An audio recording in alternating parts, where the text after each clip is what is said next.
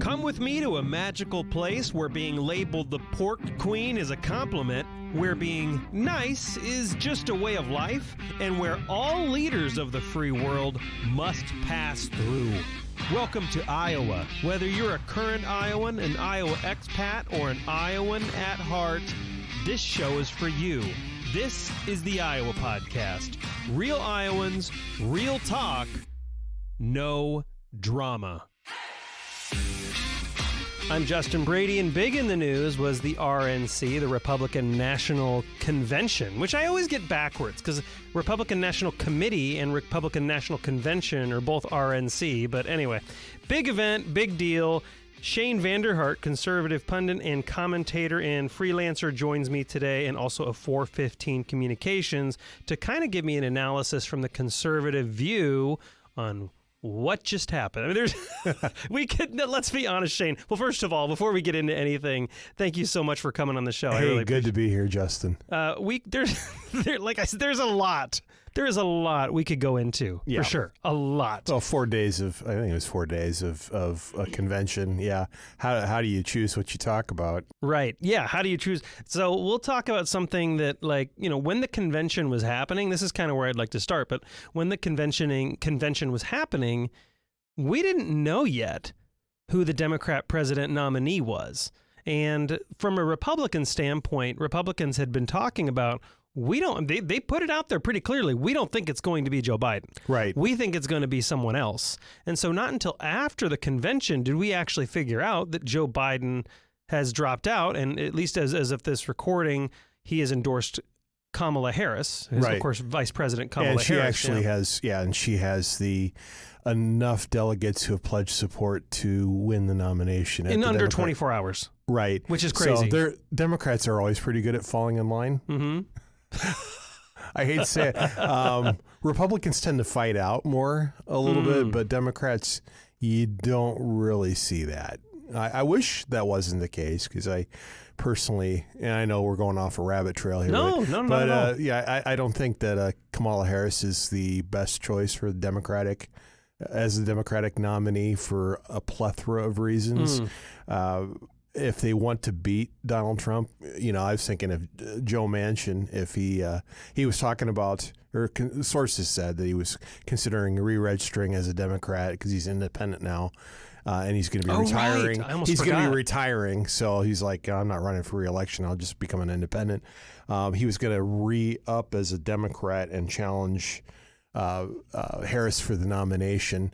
And honestly, I think if Democrats would choose somebody like him, he could potentially beat Trump because there's enough disaffected Republicans and conservatives like me. I mean, I don't agree with Manchin on a lot of different things, but he reminds me of the Democrats of the 80s where almost Clinton era. Yeah, almost almost Republican light, a little more socially conservative.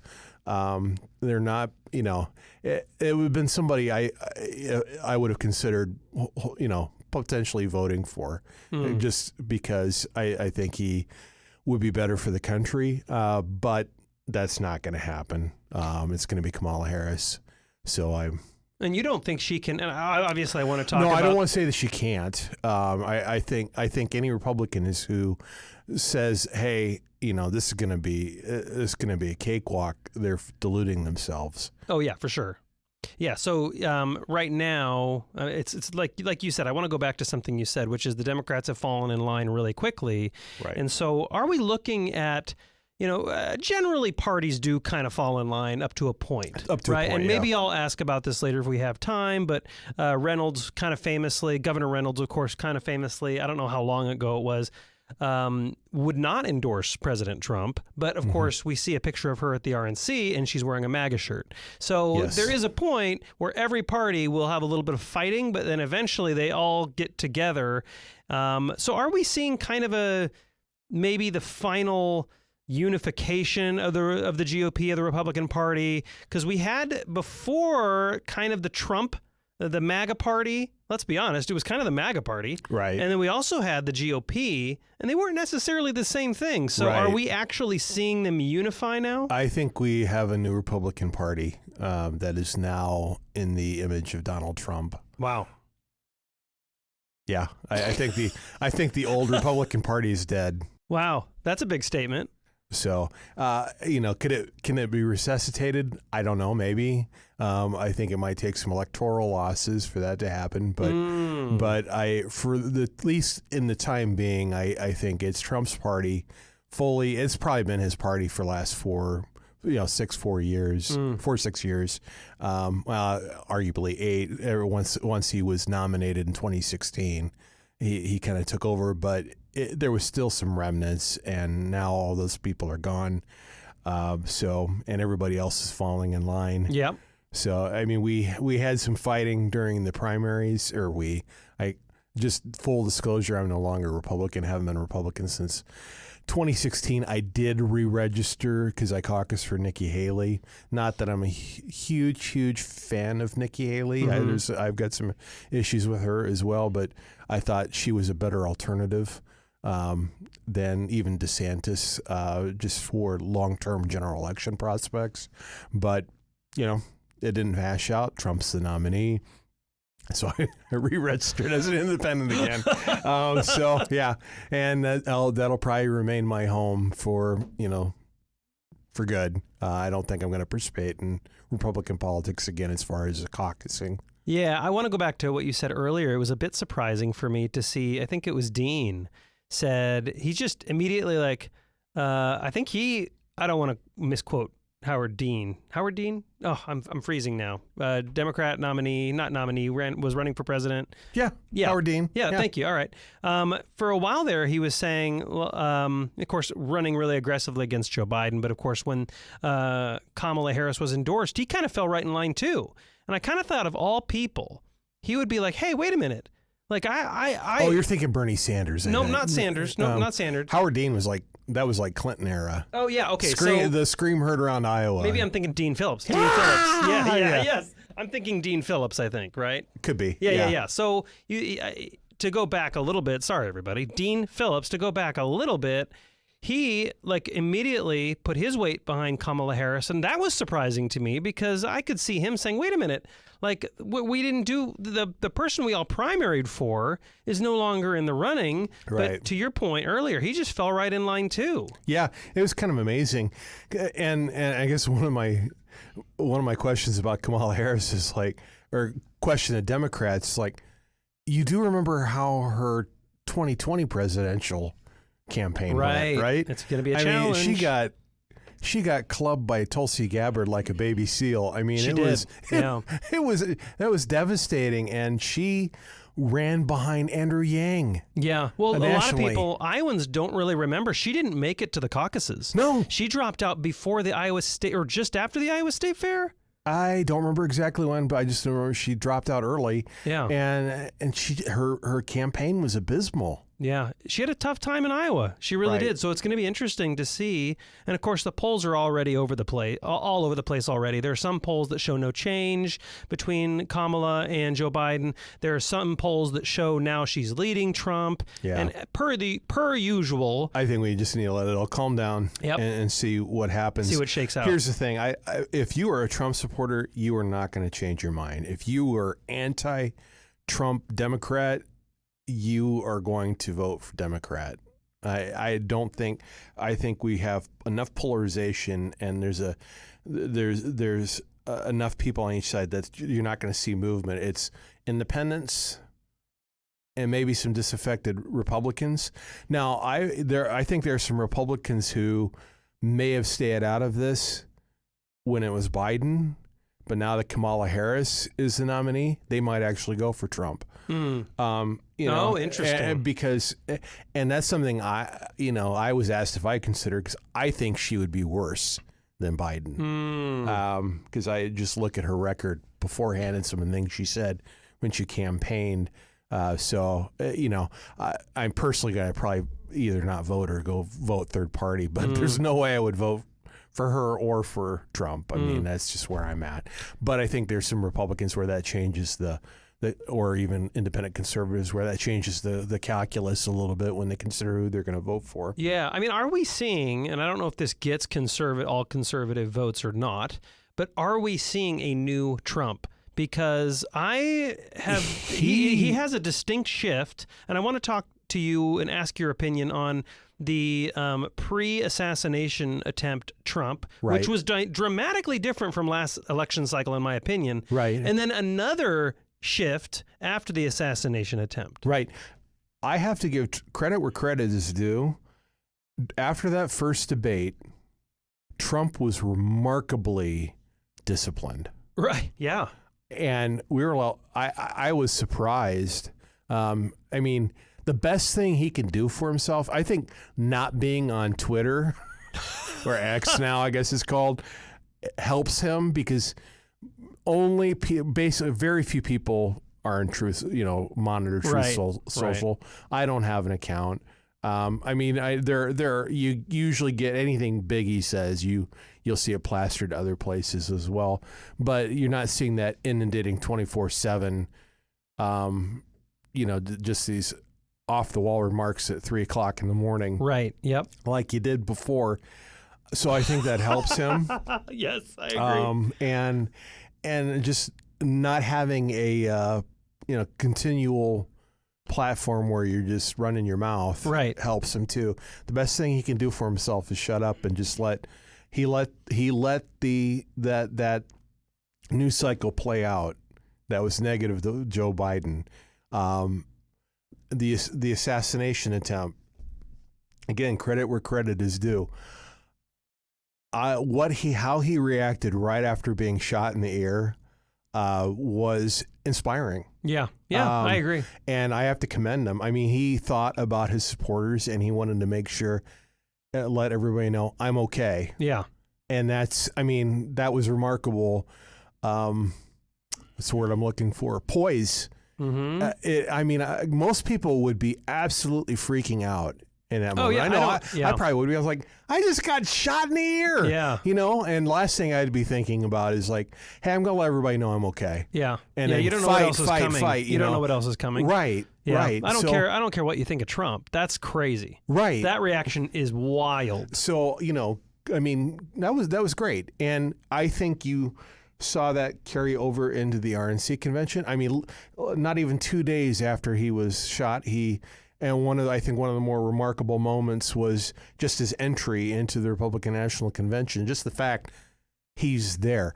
That bullet goes millimeters to the right. We wouldn't be talking. We'd be talking. This would be a different thing. Yeah. Republicans wouldn't have a nominee. Yes.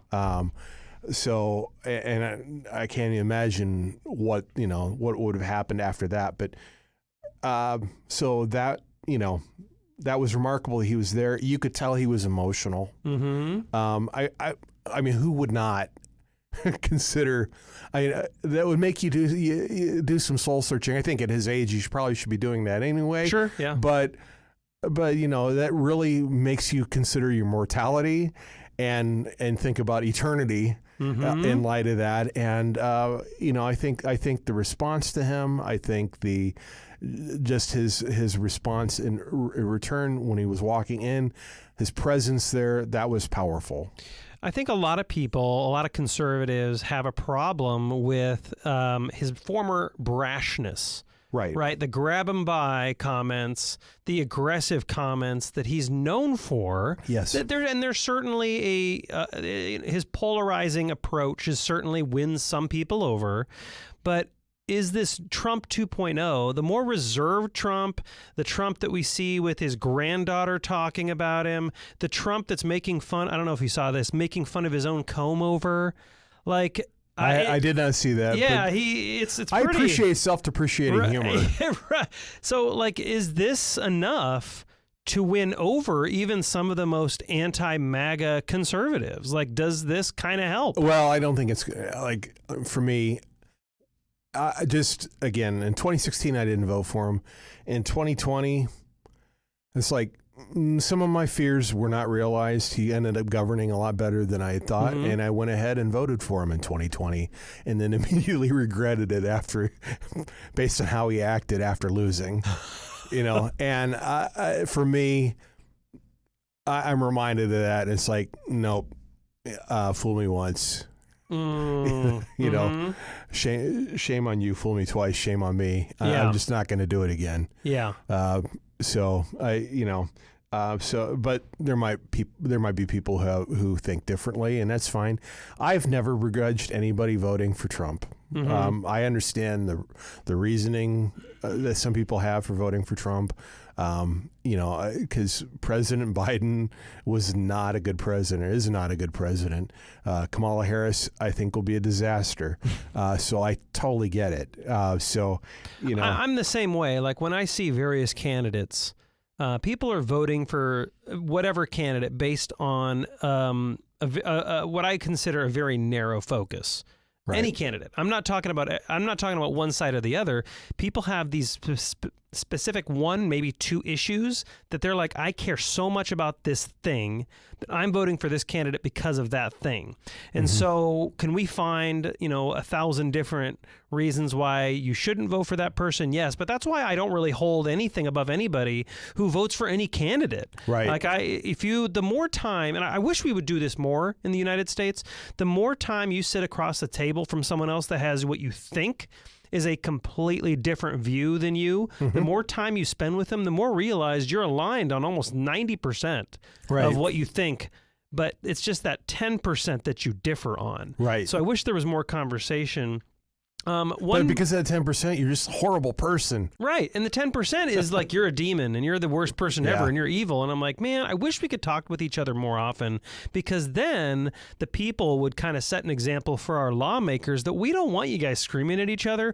We want you guys working together on some of these things. I want to talk about the Gold Star families a little bit. Yes. Because that was a famous flub in the debates with Joe Biden, who's obviously no longer in the race now, but he had famously said, and he got fact-checked by publications of all sides, right, that, dude, you can't say you didn't lose anybody when you lost 13 people. Yeah. And so was that a particular... was that a strong moment for the RNC and the GOP? Yeah. Was that purposefully designed because of his comments? Right. I think it got maybe blunted a little bit now that Biden's not the nominee anymore, but because while you could probably you can almost pin everything on the Biden administration, also tag Vice President Harris with it too. The Afghanistan withdrawal will be a little bit harder since she wasn't the commander-in-chief at the time. But that's true. It's a good point. So, but at the time this happened during the RNC, I think it was a very powerful moment. The Lopez family in particular, Herman Lopez said that Biden met with the families of 13 service members killed. He said the president, quote, made the occasion more about his son, lost to cancer, than our sons and daughters. And then Alicia Lopez, Marine Colonel or Colonel Hunter Lopez's, Corporal Lopez's mother said that in the 3 years since those 13 service members were killed, there has, quote, been a deafening silence from Biden and the Harris administration. She did actually tie in Harris as well. Despite our pleas for answers and accountability, they have pushed us away and tried to silence us. And then just going through and reading the names of all 13 service members who died, that was powerful, because you've not seen that from the Biden administration. Yeah, absolutely. And he really had that more somber kind of approach, the president, going back to the RNC in his speech. He had that very somber kind of approach at first, which is very unique, very talking about life and death experience. And then, of course, he went 90 minutes and kind of got more traditional Trumpy later. But Right. I don't know if you have any thoughts on that. But. I think people's like, well, we didn't really expect any different. We know who he is at this point. There are no surprises. His speeches go on far too long everywhere. Oh my gosh, yeah. And that's something when I've covered him with the Iowa Torch, or before with Caffeinated Thoughts, before I started the Iowa Torch, that going to his rally was like a half a day adventure, sometimes more than half a day, because, especially when he was given Secret Service protection back in 2016, you had to, and it was even worse after he became president, you had to get there early, get through screening, and then he's always running late, and you were there for hours, and then he speaks for like over an hour every time, and I'm just like, I don't understand why people, and then you have people who follow him around, right? And go to almost all of these, and it's like, I don't know how you do it. It's exhausting. And I know I've had people say, why didn't you go to the Trump rally? I said, because I didn't have time. Yeah,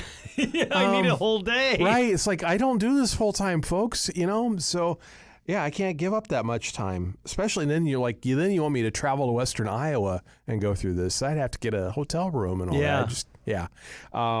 What does he have to do? Because there are still those factions in the GOP that are like, I'm a never Trumper. I'm not going to do it. And he is desperately going to need those votes in order to win. It's not a gimme. I think everybody thinks, well, they did when Joe Biden was still in the race. This is a gimme. And, it's a done. I've saw on all social media, the election's over. We know who's going to win it. And I'm like, that has never been true in American politics, no matter how. Right. Now, that being said, this is definitely a wild election cycle.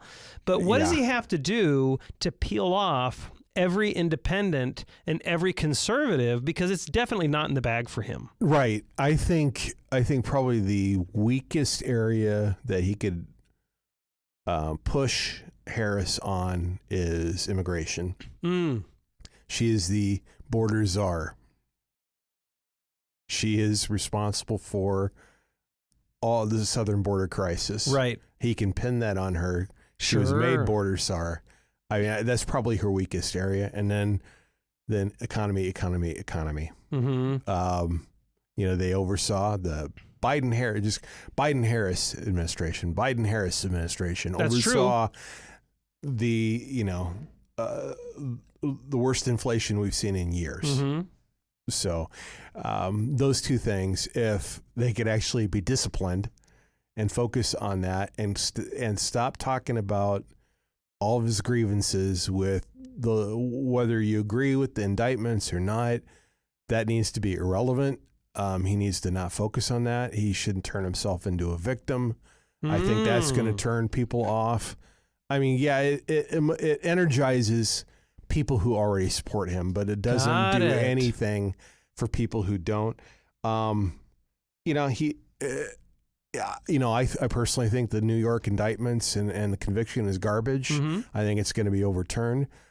I don't feel the same about the federal indictments, and I'm pretty sure that a number of other people feel the same, even though the strongest case I think the feds had got dismissed. Mm-hmm. So that is an interesting point, though, because, the people who are in the MAGA camp, the victim thing might work. But you're saying for the people who are undecided, he may have won some points for the optics and for this. I mean, I'm sorry, but that's strength. Mm-hmm. When you get shot in the face, shot in the ear, you don't know what's going on. You decide to pop right up and pump your fist in the air. Yeah. That's an amazing image. And I would have to guess, just based on my knowledge of ops and PR and comms, he won some votes doing that. Right. By showing strength and by showing the kind of what I grew up looking at, like the kick him in the butt, America. Right. We're gonna do what we want. We're frickin' America. Like I have a feeling he won some. I mean, I think you have Mark Zuckerberg who donates to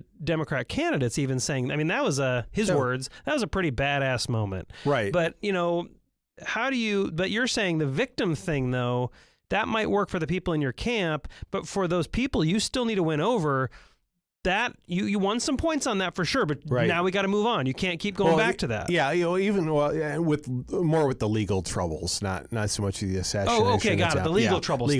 Sure. Yeah, the assassination. Well, it's like, can we just left, right, put the conspiracies away? Yeah.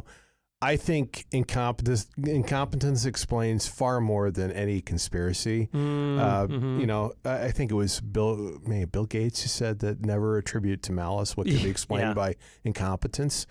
The Secret Service screwed up. Yeah. I don't think it was intentional. I don't think they were targeting Trump. I don't think the CIA was involved. On the other hand, yes, left, I think he legitimately was shot in the ear. It wasn't glass from his teleprompter. And no, I don't think it was staged.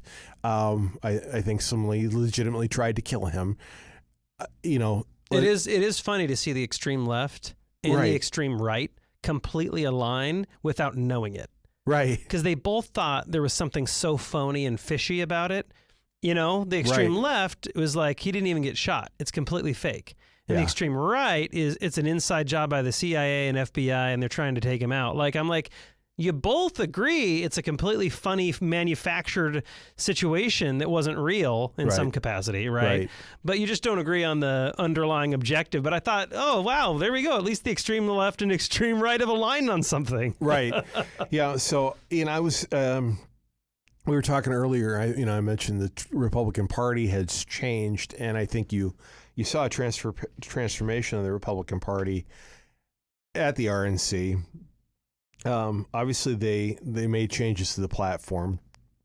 As a pro-life person, I'm not happy with watering down the pro-life language. Yeah, let's talk about that a little bit, because that kind of slipped under the radar. Right. That a lot of people aren't aware that the Republican platform itself, because of the Trump administration requests, has changed. Can you talk about that a little bit? Yeah, the main thing is they took out the life, support for the Life Amendment and any federal ban on abortion beyond the only ban that they support in the plank is late-term abortion ban, which would be a 20-week ban. And they did give, I don't have the language in front of me, but they did speak out about the 14th Amendment, where everybody has, due process rights before our life is taken.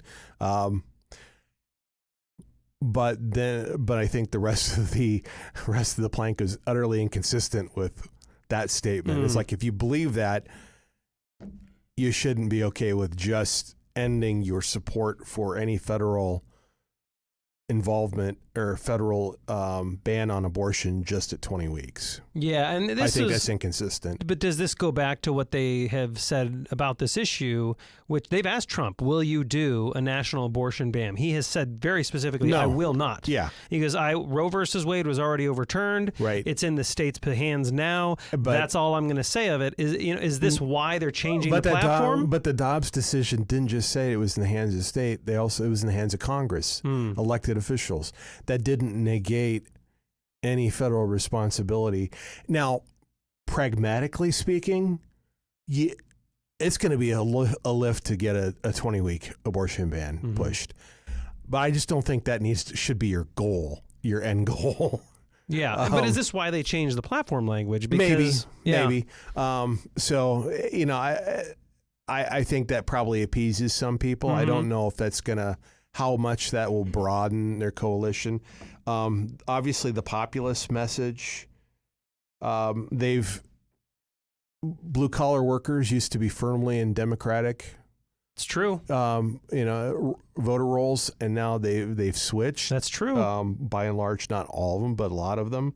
So, another unique thing I thought was having Teamsters President Sean O'Brien speak. It's like, yeah, that's crazy. Never in my wildest dreams would I've seen a union president speak at a Republican national convention. The battle lines have changed. The political sides are getting so skewed at this point. It's hard for me to keep track. But then on the other hand, it's like, I don't know how much that helped them, because he ended up criticizing Republicans a lot. And he didn't endorse Trump. So I'm not sure exactly what what the purpose was in having him there. Interesting. And they got to realize too, it's like, while you want to, and I don't think it's a bad idea to reach out to. It's a good idea to reach out to blue collar workers. And a lot of people attribute this to Trump. I want to give credit to Rick Santorum. He wrote a book called Blue Collar Conservatives. And he was talking about a lot of these things way before Trump. Interesting. And he, I think there's room where conservatives should and Republicans should reach out on labor issues. I think one of the best changes to the Republican Party right now is they're not so in the bag for businesses, big business. Now, I think you want to be pro-business in that you're keeping regulations down, you're keeping taxes down, you're not making it hard to stay in business, but you can't kowtow to big corporations all the time at the expense of workers, at the expense of, like, say, religious liberty as well, because big business started, getting behind. And I think that's probably one of the reasons why. I don't know if it was necessarily a principal decision on the basis of Republicans, or it's like big business turned and went, was working against Republicans on LGBTQ issues and religious liberty issues. Because even in the state of Iowa, our Chamber of Commerce was, had been against the Religious Freedom Restoration Act here. Right. And it's like, I didn't understand that, and that was frustrating to people like me.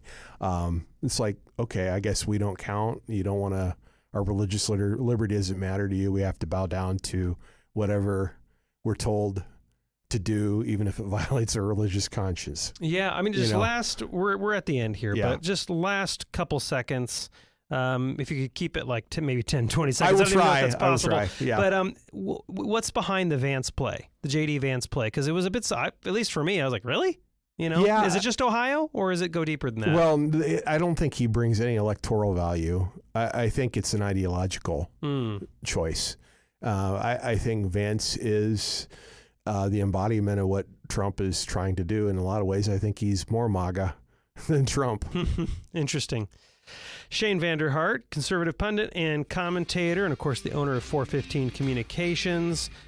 What's the website? How do people get the newsletter? Yeah, ShaneVanderHart.com. ShaneVanderHart.com. Very simple. We'll also make sure to post that at iowapodcast.com when we publish this. Shane, thank you so much for coming on the Iowa Podcast. Very welcome. And to my fellow Iowans, Iowa expats, and Iowans at heart, thanks for listening and subscribing to the Iowa Podcast.